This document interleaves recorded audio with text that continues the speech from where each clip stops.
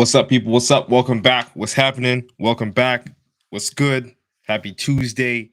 Not really that happy. Not for me though, because I love when it's sunny and it's not, but I'm still happy. Outside isn't though. Outside be crying like a motherfucker. But anyway, let's chat. We're gonna have a conversation, quick one, about how my client Jeff lost 15 pounds. Okay. So without wasting any time, I'm going to pin the topic of the convo over here on Instagram, and then we're gonna roll into it. Okay, and these are three simple things that I'm actually going to talk to you and girls about that you can that you should and you can implement in your life at this point in time to actually get yourself to a point to actually lose 5, 10, 15, 20 pounds plus, just by these three simple tips that honestly, when I bring them up to you, you're going to think it's like common sense. But again, common sense isn't always common practice, as we already know. What's up, Atif? I see you, bro. Julie, what's up? Sandro, what's good? Hey, Raluca, what's good? I see how people we're out here, we're hanging out, we're hanging out. Okay, let's dive into the meat and potatoes. What's good, people? Hope y'all are having the best Tuesday of your fucking life. Um, Let me know how your day is going when you join. Type down. I don't want no sitting ducks over here. If you want to sit in the corner, you can sit in the corner, but at least say hi. All right. So before I dive into this, I'm going to talk about homie's question. He asked me a question, and I don't want to ignore it before I get into this because I won't be getting to questions or comments until after I give these three tips. All right. So he asked, "How important is progressive overload?" I'm wondering, bro. I mean, it depends on what exactly you're actually talking about. How important is it for what? For fat loss, for muscle building, for performance, for strength gains? Specify your question a little bit, and then I can, specify my answer because that's a very, very broad. I mean, it's important in general for strength, in my opinion. And hypertrophy is important, but I mean, it's not necessarily the most important if you're talking about fat loss, simply because that won't be like the most practical approach. But we can definitely have that conversation later. What's up, Tap? I see you, bro. All right. So, how my client Jeff lost 15 pounds while working with me. Okay. And yes, of course, he did have me in his corner, walking him through. And if he ever made a mistake, I was there to correct him. So, the first thing I want to tell you guys and girls is that the weight loss journey, or the journey of transforming your body, will say, not just weight loss, but transforming your body, is an ebb and a flow. It's never just like a consistent down or a consistent up. Okay. It's always an ebb and a flow. You're never going to just get to where you're going. You're going to have hiccups and you're going to, like, trip up along the way. And that's why, usually those people hire coaches or people that know what they're talking about, know what they're doing, or at least know how to get them out of the ebb and flow, to a certain degree, of course, so that they can move forward.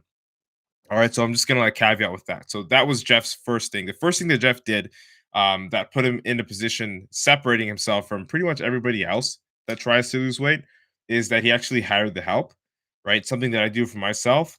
Again, like running an online coaching business was something that I thought I could just do, just because like, oh, I'm a bodybuilder, blah, blah, blah, blah, blah. It, it's a like this it's business. It's something that I had no idea on how to really like, dive into because I didn't go to school for that, right? But then I had hired a mentor that actually went through it, and he built his own business up to like $54,000 per month, right? And was able to teach me the systems and all these things that I could actually implement and use for myself to help change other people's lives. So this is what I'm giving you guys and girls. Isn't just what I'm giving you; it's also what I'm taking.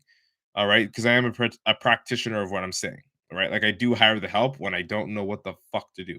Okay, because I'm a human being and I don't know everything. All right, and that, humbling myself in that aspect is one of the main reasons why I'm in this position, and one of the main reasons why, so many of my successful clients end up with their success, because they leap over that, we'll say, that fence, that boundary of fear, and actually invest in themselves. All right. But aside from that, let's talk about some things, the three things that you can actually do right now, like today, or if not tomorrow, with what you should have at home to help you lose 15 pounds. Okay, 10, 15, 5 pounds immediately. All right. So, and again, as I said at the start of this live stream, you might just like face palm or shake your head because these things seem really fucking simple. I'll be honest with you. They really seem like common sense, but common sense is not common practice. Okay. So let's check this. The very first thing that I want to talk about with you guys and girls today is, and I'm not sure if all of you have one, but to an extent, you do have these tools. But a food scale, if you have a food scale at home, you are already better than like seven. You're not better, but you are ahead of 75% of the people that want to, control or transform their body, whether they want to burn fat or build muscle. And the reason why I say that is because most people nowadays, I swear to God, they'll like use the cups, like half cups, full cups, um, the stuff that you typically use for baking, right, as a measurement unit, and it's not necessarily accurate. I mean, yes, it is a cup of rice if you measure it, but if you pack it down, you can still scoop it back up and pack it down again and still make it read a cup of rice. Is it actually a cup of rice though? The answer is no, right? The lack of accuracy when it comes to measuring food is one of the many things that set people back because they swear up and down on the cross that they're eating what they need to eat in order to get to where they need to go with their physique, but it's just not coming out right. This says, I'm eating only one cup of rice, only one cup of rice. And, still like I'm packing on the weight. I'm pretty sure it's not one cup of rice. To increase your accuracy is to use a food scale. And to use a food scale and increase your accuracy is what's going to give you that consistency that you need to make sure that what it is you're putting on your plate is exactly what you're supposed to be eating as it's prescribed in a nutrition protocol or as you've discovered with your nutritional limits. Okay. So, the very first tip out of three tips that'll help you, guys and girls, lose weight your first 5, 10, or 15 pounds is actually using a food scale for accuracy of the measurement and consistency of the measurement so that you're not always, so that there's less variables to interrupt your body's process when it comes to consistently ingesting foods that you need to be eating, right? At the same quantity. And not only that, but having the ability to change the quantities accurately on a consistent basis with a food scale, right? Personally, myself, it's like, I mean, even yourselves nowadays, how many of you nowadays have, those old school analog scales in your bathroom, like, to weigh yourself, like the body weight scale? I don't have one. I haven't had one for 10 years. I know a lot of people haven't had one for 10 years. And if they do, it's probably broken. Everything is almost digital now. All right. So I've got me a digital scale. You should get one for yourself as well. And that's for my body. Right. And I'm just using that as like a parallel to draw between using cups the old fashioned way and using an electronic food scale. And guys and girls, they're really inexpensive. They're not a lot of money. You can go on Amazon right now, find it, find one between 20 to 30 bucks. And that's a good quality. It's fair enough. It'll last you for years. I bought one 5 years ago at 30 bucks, 35 bucks, and it's still here kicking with me. I just replaced the batteries, right? And so electronic food scale is tip number one. Okay, get yourself an electronic food scale. I don't know what the hell happened there with my tongue. Get yourself an electronic food scale. Okay, number two, the second tip that's going to help you lose your first 5, 10, 15 pounds, guys and girls, is tracking your nutrition. Okay, and this one, again, as I said at the start of this live stream, it's going to seem like you're hitting your hand on your head, like, what the fuck? Why are you telling me this? Like, I know this already. Like, but as I said, common knowledge or common sense, common knowledge will say is not common practice. You know you need to track your food, but you're not doing it. And hey, who knows why you're not doing it, right? I know that when things like this happen to me, like for example, if I ever ask myself, Matt, why aren't you getting stronger? Or why are your, say, your chest, your shoulders, whatever it is, why are these muscle groups lagging? Okay. I'm gonna ask myself, well, am I tracking my workouts? Like, am I tracking the amount of strength that I'm increasing every time I visit in the gym or volume? Am I tracking? Are there any variables that I can look at and compare last week to this week to next week? Like, it's as simple as that to monitor, to track what's going into your body or what you're doing in general. Like, just scale for growth, right? You sell sour keys. Okay. How do I get better at selling sour keys? Just look at how many sour keys you sell every single week. Am I getting better or am I getting worse? Based off of these numbers that I'm tracking, I can use this as data to, put myself in a position to change the direction and the trajectory of where I'm going. So tracking it's a universal, it's for everything. You want to progress? Just look at how much you're doing. You want to say you spend too much time watching Netflix. Say you spend too much time playing video games. You want to spend less time playing video games, watching Netflix. What do? You just stop or just say, today I'm not going to do it. The next week I'm not going to do it or whatever it is. That really never works. The best thing to do to start is just to look how many hours a day do you spend watching Netflix? How many hours a day do you spend watching or playing video games? And then based off of that, you shave off maybe 5 minutes. You shave off 10 minutes. Because guys and girls, tracking your food will give you the position, it will give you a location. It'll allow you to look at this whole entire thing as a map and you'll have a location and know which direction to move in based off of where you are. And you can't know where you are unless you track it.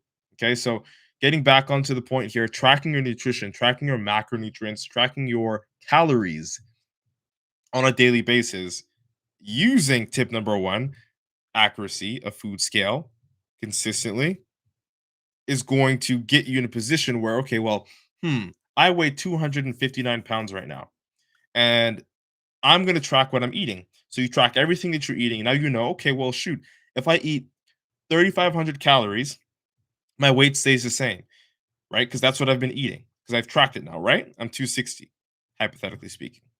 And then it's a, okay, well, let's shave off 200 calories and see what happens there because I want to dial back. I want to lose fat.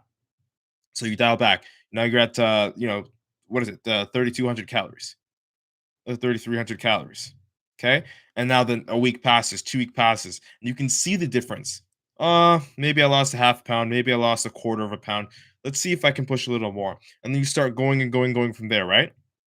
But you can never ever get to that point unless you know where you are. And the only way to know where you are is if you are tracking yourself, track your nutrition. There's one app that's free that I'll give to you guys and girls right now. As I said, these three things are things you could do right now to help you. All right. My Fitness Pal. MyFitnessPal. I don't go to spelling bees, but I think I spelled that right. My Fitness Pal. It has the underarm logo. It should be in the App Store and in the Play Store if you have an Android or if you have an Apple device. Download that app. It's amazing. It allows you to track like each and every single food that you are consuming on a daily basis, right? And even some fast foods, depending on how accurate the app is in terms of the recording. And you can just start now by tracking where the fuck you are today by just like waking up. Don't even have a plan. Just like, I'm going to go through my day normally. Go through your day normally and log the food that you eat as you go throughout the day. Okay. And then once it's the end of the day, you're going to know, okay, you can just go back into the diary and look, okay, well, this is the amount of calories that I've consumed.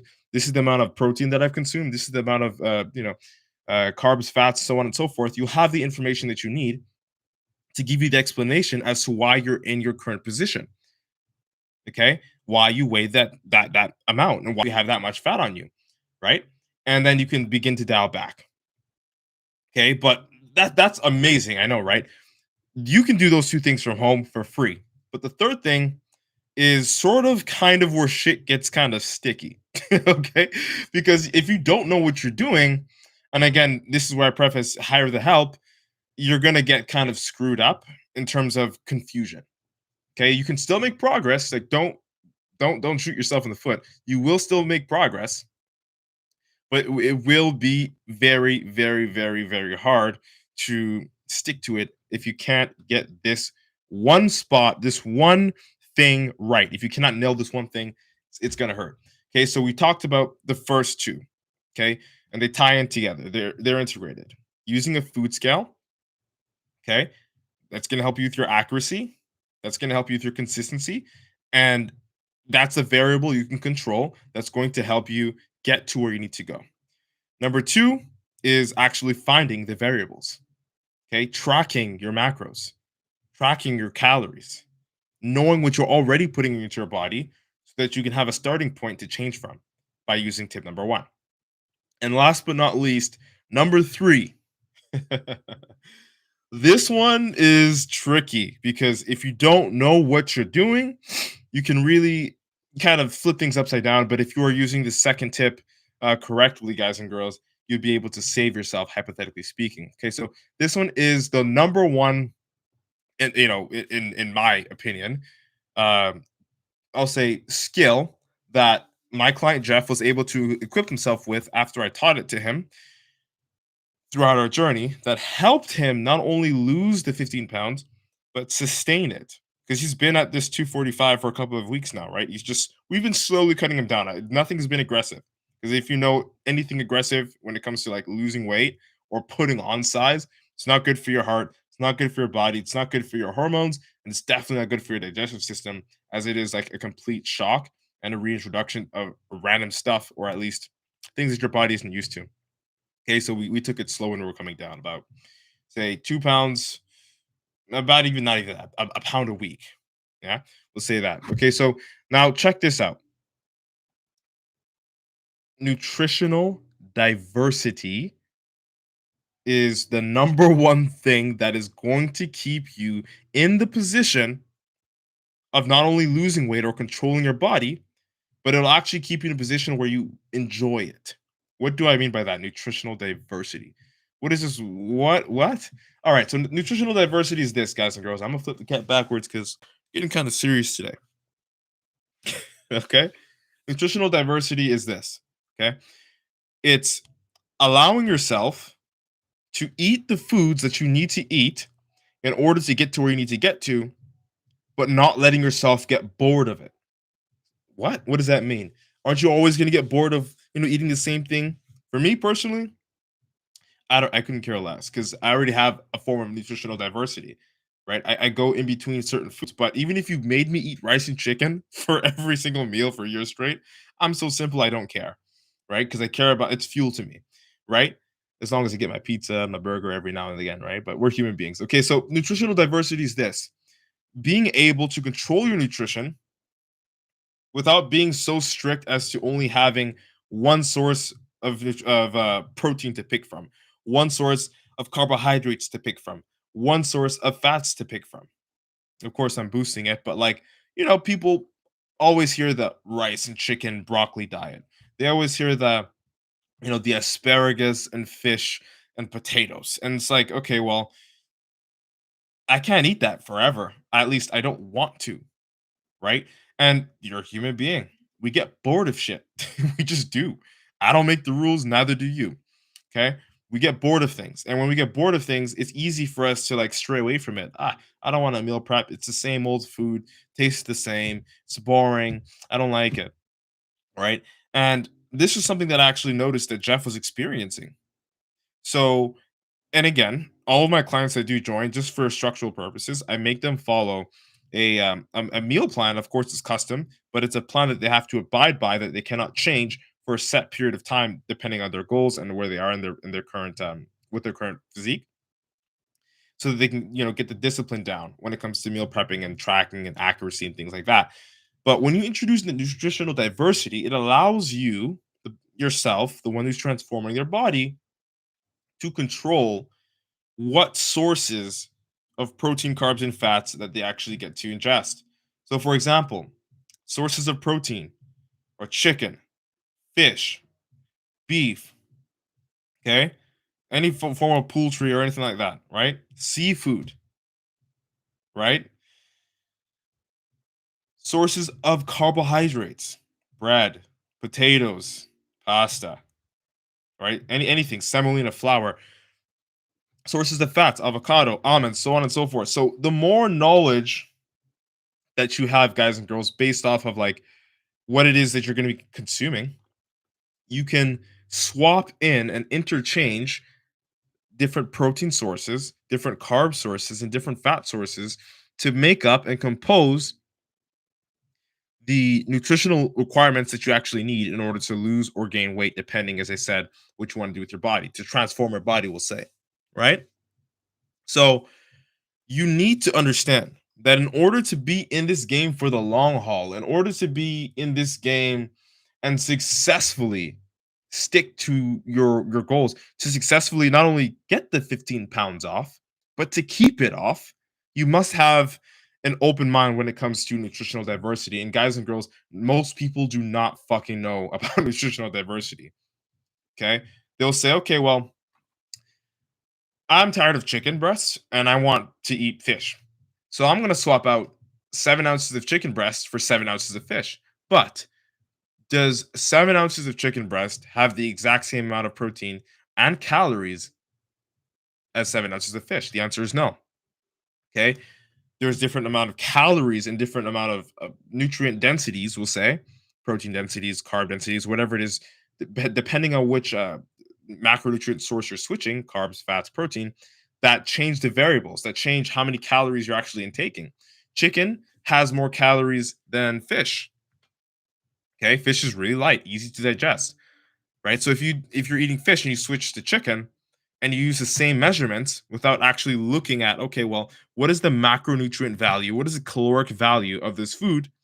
You can end up eating a little bit more calories than you actually need to eat, which can throw you off and slow down, if not reverse, the process of you burning weight, burning fat, right? So, nutritional diversity, again, is something that typically coaches know and they know how to manipulate, but it's definitely something that is learnable. Okay, because I taught it to my client Jeff, and he was able to, sustain his weight and his appetite, not getting bored or not feeling like hungry on the foods that he was eating simply because he knew, well, yeah, if I get bored of this week, next week I can switch it to that. But the measurements also do have to change to accommodate my caloric requirements and my macronutrient requirements. You following me? Does that make sense? Because that's exactly what it is. Okay. The first thing, use a food scale. The second thing, track your macros, track your calories. The third thing is understand that you need to implement nutritional diversity if you truly want to stick to your goals, if you truly want that weight to stay off, and if you truly want to continue living a healthy and active lifestyle while not feeling shackled to doing it. You don't want to feel shackled to only eat 10 things, 5 things, and every other food is bad for you. No, have your fucking bread.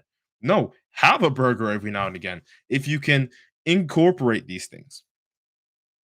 Okay. And if you can't incorporate these things, cool.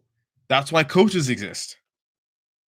Shameless plug. Hi, I'm Matt. Nice to meet you. Right. So, guys and girls, and I'm telling you this because, like, it's the exact same thing, like, for myself when it comes to like my business, even. Like, I did not know, and even now I do not know everything about, running an online coaching business. But this January marks 2 years since I've been paying a mentor about $400 a month every month to learn.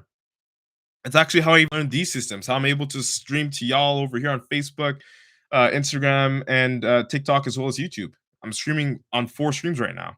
I usually would do Twitter right now, but I'm not doing that right now because that's its own reason. But anyway, like, I learned so much by paying for the help. I learned so much by investing in myself because I wanted to actually get to that point of, like, being successful with my online coaching business. The same way you should approach your fat loss, the same way you should approach, if you want to, your competition goals, the same way you should approach your school, which is why you literally pay to go to school, right? So, again, don't ever fear, do not ever hesitate hiring the help, because you can definitely do this on your own, but you could do it way fucking faster and have your answers or your questions answered in a heartbeat if you actually invest in yourself and hire the help.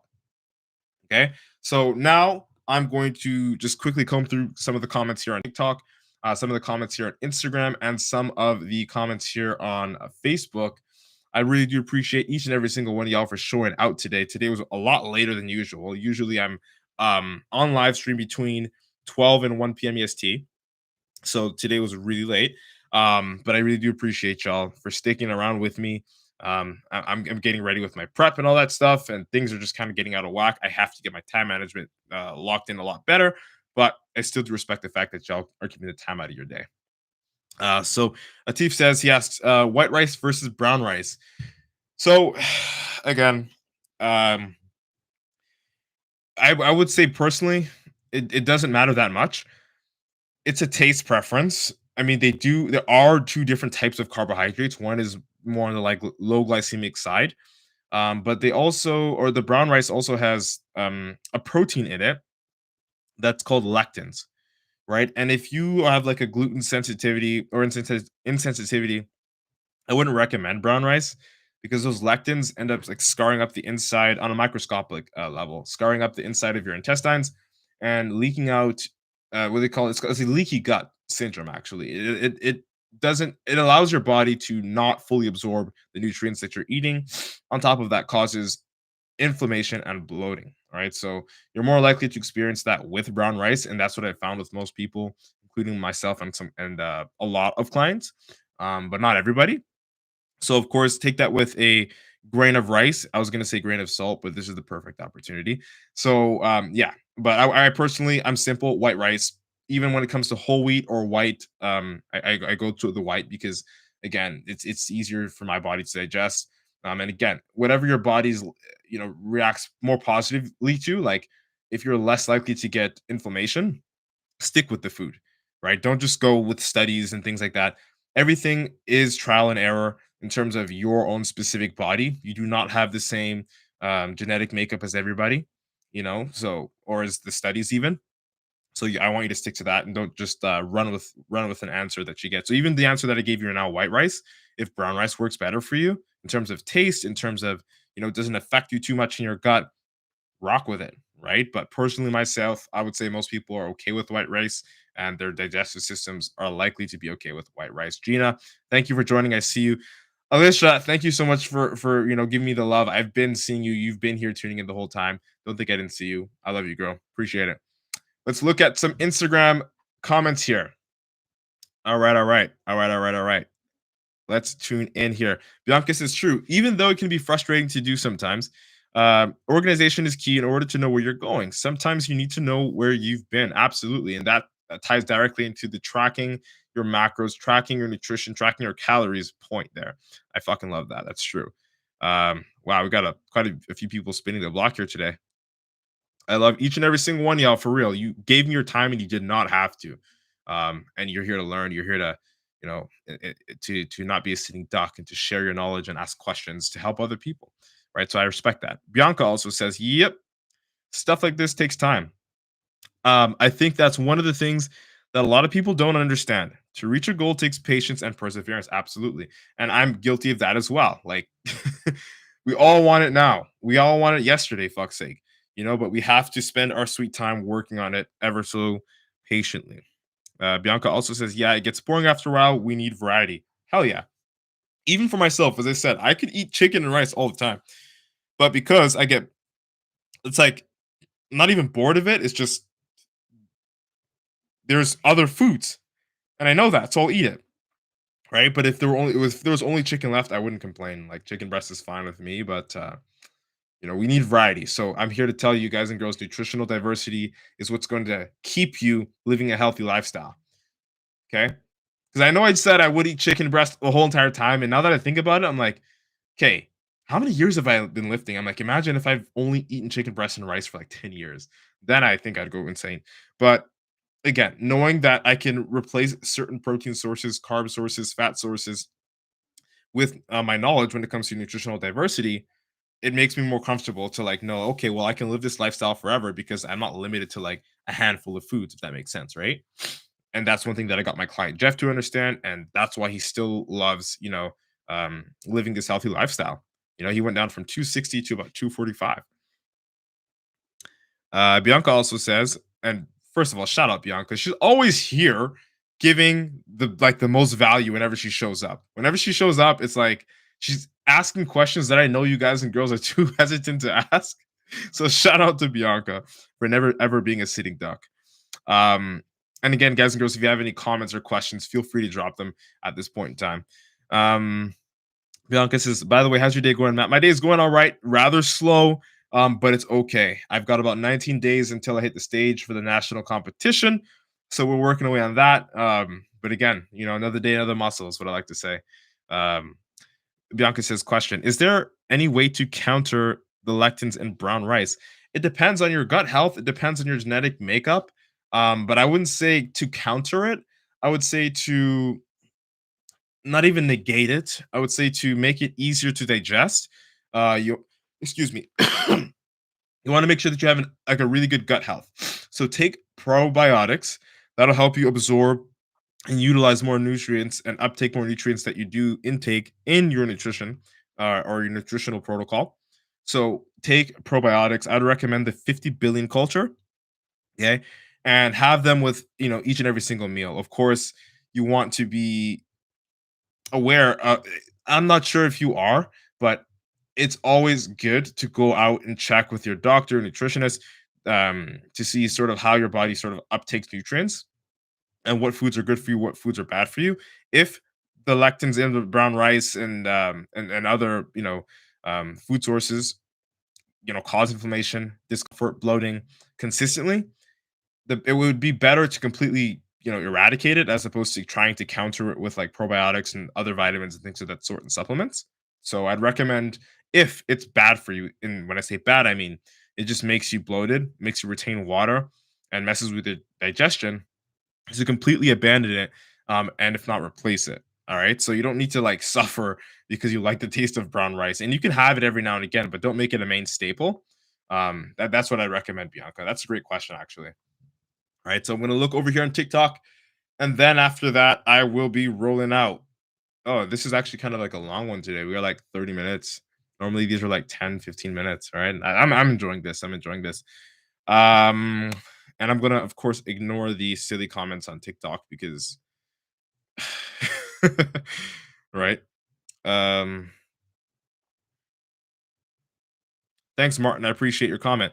Um, Xana says, my favorite machine at the gym is the vending machine. No comment. I can just at least hope or pray you're getting Gatorade from there. And you're welcome, Atif. I got you, bro. All right, Lucas says my fitness pal makes me feel like shit daily, but it's super helpful. The key is not to bash yourself. The key is to just reveal the information, right? Because you've already been doing what you're doing, and it's keeping you at that position. So if you can get that information, you can now do something with it, right? Yeah, some people are saying very silly things on TikTok, and I'm just not going to. Oh my god. Moonzio, thanks, bro. What's up, King? I appreciate you, man. I hope you're crushing your business too, man. All right. Odin, hey, what's up? Bianca also says, are you going back to regular streaming time after the show, or are you going to keep going live early? I think I'll stick to going live earlier, simply because the replays, will be posted later on for other people to see. I noticed that when I do go live at 4 o'clock, like I used to, not a lot of people would be able to tune in because a lot of people are at work. And the same thing does go for the morning, but because it'll post like earlier in the morning, a lot more people will be able to see the replay throughout the day, right? Whereas if I did it at 4, by the time other people are seeing the replay, it's like probably bedtime for them, at least in this time zone. So I just wanted to make it a little bit earlier. It fits a little bit better with my workflow. And again, it's just a lot easier to get that message out to those people that are up and they're awake and they're ready to just go. All right. Most people eat their lunch at 12 p.m. So I was like, let's do this at 12 p.m.